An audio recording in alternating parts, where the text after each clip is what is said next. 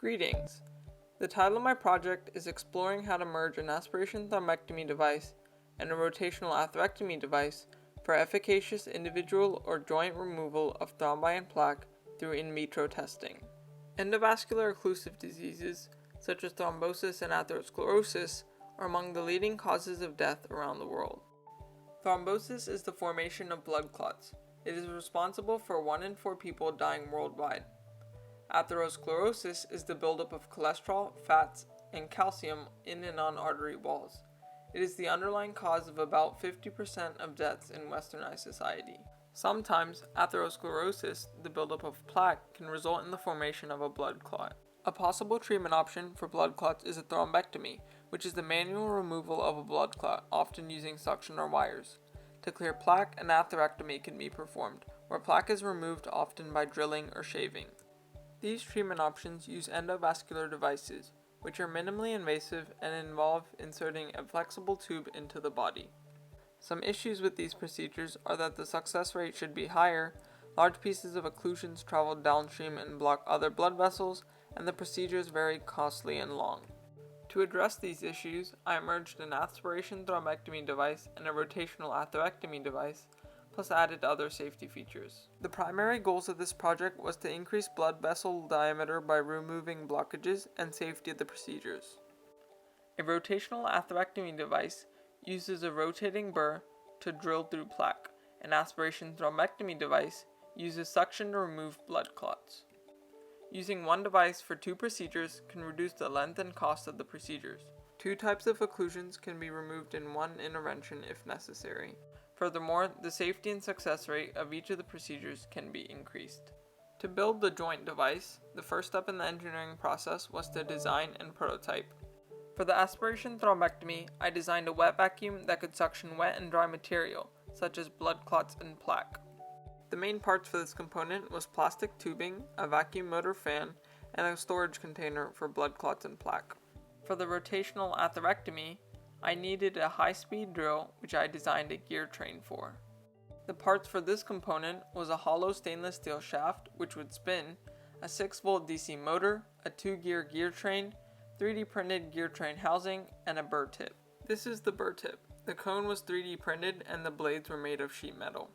When you put everything together, you get the vacuum system, the burr tip, and extra tubing, which applies the vacuum suction behind the spinning burr.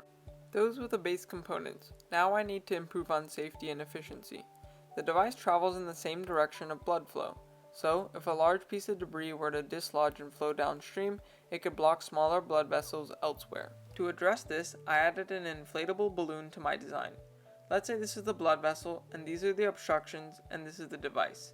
The balloon would go right here. The balloon would be supported by a tube that would also pump air into it. Another safety feature I added was this moving tube. It can move so that all vascular debris is properly suctioned. So this adds the rack and pinion gear system, which allows for the movable vacuum tube, and an inflatable balloon, which prevents downstream flow of vascular debris. This is an animation to show how the joint device works. First, the balloon goes through the blood clot and plaque and inflates. Next, the burr and tube move closer to the plaque. The burr starts spinning at high speeds before grinding through the plaque. The plaque is suctioned by the vacuum system. Then the burr stops moving and the blood clot is suctioned. Finally, all the components return to their original position. The next step of the engineering process is to build. Here is a picture of the wet vacuum. Here is a picture of the rotational atherectomy component. Here is an image of the high-speed rotating burr. And here is an image of the inflatable balloon. And finally, here is an image of the sliding vacuum tube. This is the rack and pinion gear system. This tube is stationary, and this tube moves back and forth. The next step is testing. Here is a video of the high-speed rotating burr. The gear train is circled in red. Here is a video of the inflatable balloon inside of a model blood vessel. And finally, here is a video of the sliding vacuum tube. The rack and pinion gear system is circled in red. The final step is data collection. I used models to conduct in vitro testing. The blood vessel was modeled using a tube, styrofoam was used to model plaque, and a jello and cotton ball mixture was used to model blood clots.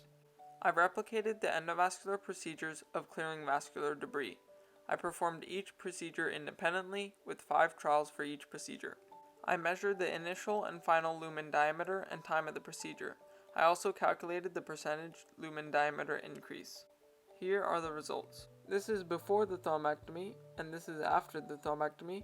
This is before the atherectomy, and this is after the atherectomy. For all of the aspiration thrombectomies, 100% of the blood vessels were cleared. For the rotational atherectomy, about 70% of the blood vessels were cleared.